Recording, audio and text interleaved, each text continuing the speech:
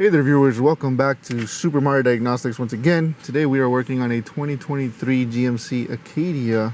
It's got a 3.6 liter engine in it and it's the AT4 model. The customer brought it in with a check engine light.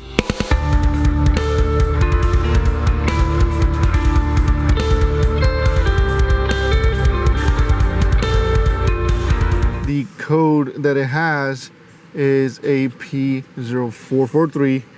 Evaporative emission purge solenoid valve control circuits. That is the only code in the engine computer. The check engine light is on the dash. They took it to the dealer. And the dealer told them that it needs a purge valve. So when I see a code for a purge valve control circuit, and then I hear that somebody already tested the purge valve itself, makes me wonder if this code was a result of testing and not necessarily the problem itself. And I'm wondering if they cleared the codes because we don't have any leaks codes. That's what I'm expecting to see. For some reason, I really doubt we have a purge solenoid valve control circuit issue. I really think this is a result of testing. So how can we prove that? First thing we could do is bidirectional control of the purge valve solenoid. Let's see if we can get that. Actuation tests. We have EVAP system. We've got the purge valve.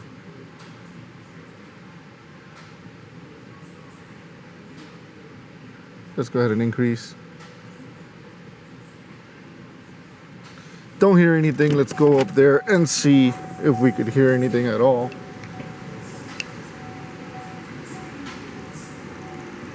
And we can hear it loud and clear. We hear clicking, so it makes me think that this is more so a result of testing and not an actual circuit issue. Which now makes me wonder, why did they even bother looking at the purge valve? I would like to see mode 1. This is something that Bernie Thompson does a lot. He goes to mode 1 and sees if somebody has cleared the codes or not. So we could go back. We're going to go out and we're going to go through EOBD. We're going to hit OK.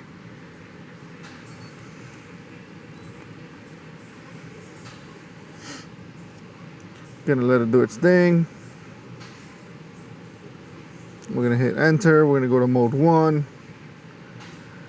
After DTC is cleared, and we have a lot of not ready things. EVAP monitor not ready. So yeah, this makes me think that they for some reason this decided to do that. They must have cleared the codes. They must have cleared the codes. So let's see, for the sake, sometimes you never know sometimes. And that's what I was looking for. That right there. P0455. For some reason, on the regular side of the scan tool, right, the brand specific side, all these codes are gone. Except for one. The permanent P0443. But on this one, it actually shows up P0455, large leak detected. So, kind of makes me wonder why it doesn't show that. I think tools should show that on both sides. But anyway, we got what we wanted. We see a large leak detected. So, we saw that it clicks. We have seen cases where an inoperative purge valve would cause a large leak because the way the car thinks is it's going to bring it into vacuum or pressure depending on what kind of system it is. Some of them have a leak detection pump which pressurizes the EVAP system. In most cases, the purge valve opens and the vent valve closes, and that brings the tank into a suction, and then it closes off the purge valve, sealing off the tank and checking for decay, and based on that, coding a code or not, like basically saying whether there's a leak or not. So if the purge valve was inoperative, it's not going into vacuum, so it must think, well, the purge valve is working. If it's mechanically shut, right, the car's thinking, okay, I'm commanding the purge valve opening, but my pressure sensor is not dropping pressure, so there must be a huge leak in this thing, and it sets off a P0455. So one thing that I would like to do is test the purge valve itself. Let's make sure it not only opens but seals as well. So we're going to go back to the other side of this tool, back to the bidirectional controls, and gain access to the control for the purge valve.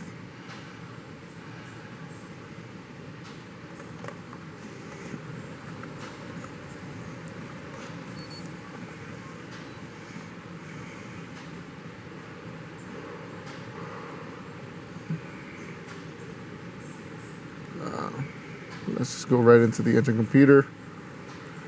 We're going to go to actuation test, EVAP, purge,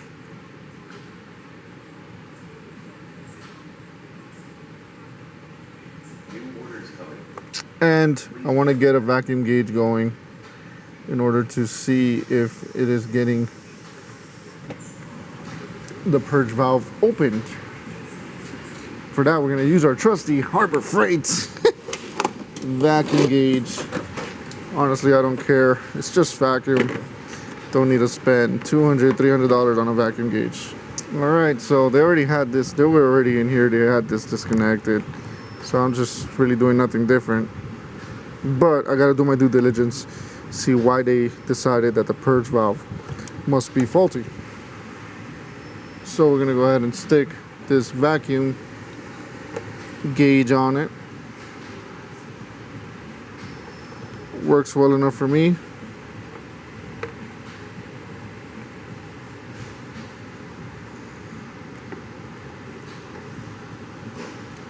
I'm going to make sure that it seals and that it actually opens as well.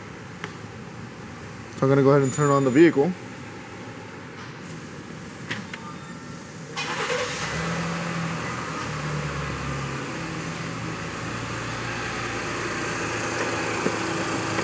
And I don't see any leakage here. I'm going to disconnect it. Nothing. This is a normally closed valve, so I'm expecting it to be sealed. Now I'm going to connect it and increase the bidirectional control of this thing, and it does open. I'm gonna shut it off, and it even seals in vacuum as well. So that purge valve is doing lovely, actually.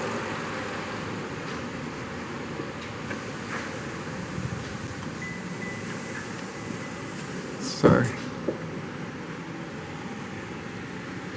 And this is where we're going to have to go ahead and get more testing done, namely smoke testing the rest of the system. I'm going to give this a shot here. We also have this kit. I like this kit a lot, actually.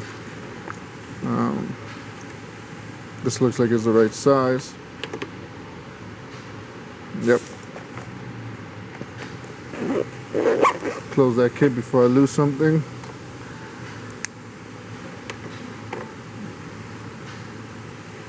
And let's go ahead and seal it up.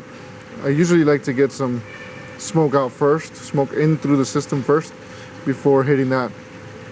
Let's go ahead and lift the vehicle up. So here's our canister. I already went ahead and closed off the vent solenoid bidirectionally, and I'm going to remove this, which goes to the filter. This is coming out of the vent valve, and I want to make sure that my valve is sealing the way that it should. And with the light going this way, that might be very difficult. I'm going to do some inspections, get the camera going. Once I find my leak, I got my eye on the capless fuel system as well.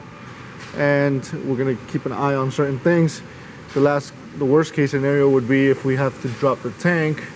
And I also want to mention the possibility of an intermittent issue with the purge valve. We've had experiences in the past where the purge valve actually is intermittently not sealing and causing these same issues. So just to keep that in the back of my mind, I'm gonna go ahead and do some inspection and come back with the camera. And sure enough, there it is. There it is, boom.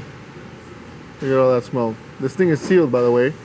And to prove it, I'm gonna grab my scan tool and I'm gonna hit the open button, right? You can see the leak. I'm gonna hit the button now. Boom. Venting. Then not venting.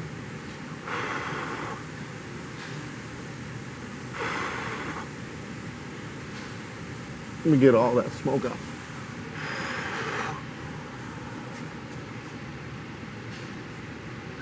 Boom, big old leak. We caught it on camera. Finally a win. Usually when you pick up the camera, everything goes wrong. Finally we got it on red-handed for the whole world to see. So this thing's gonna need a canister. It's integrated. Whoops. It is an integrated system. There is no separation between the valve itself and the canister, so it's gonna need a canister. We're gonna go ahead and try to get approval on this. I'm pretty sure the customer will do it and get back to you guys. All right, we got the new part and approval, and we're gonna go ahead and replace this. It's very easy. Remove this, remove that, remove that, remove that right there, remove that thingamajiggy, and those two thingamajiggies, and that's it. No, I'm just kidding. That's not entirely it. We're gonna go ahead and see if this thing has a self-test. Most GMs do, but even with the self-test, I like to run make sure the monitor runs and completes, and then check for codes again. We're gonna smoke test it afterwards to confirm, but after that, we'll go ahead and close off this video and call this more than likely fixed. Obviously, we're gonna test the new part, smoke test it after replacement, and run the monitors, run the self-tests, and all that good stuff. So, thanks for watching so far. All right, so we're back to our scanner. I'm gonna clear all the codes, and I've got my smoke tester set up here. And yes, that does 0.5 PSI. You don't wanna do much more than 0.5 PSI because that will ruin EVAP components. We've got ourselves here our new canister installed. We left this disconnected for testing purposes. And we're gonna go ahead and do the sealing of the vent valve, and I'm going to start my smoke tester just to kind of get a head start.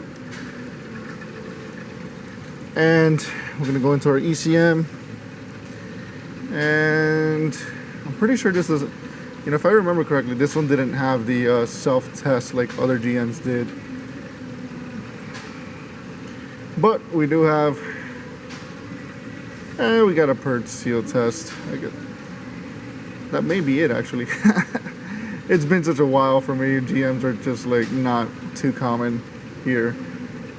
Let's go ahead and check out our vent valve. And I still don't see any smoke. I'm gonna wait till the smoke comes out and then get the camera on it.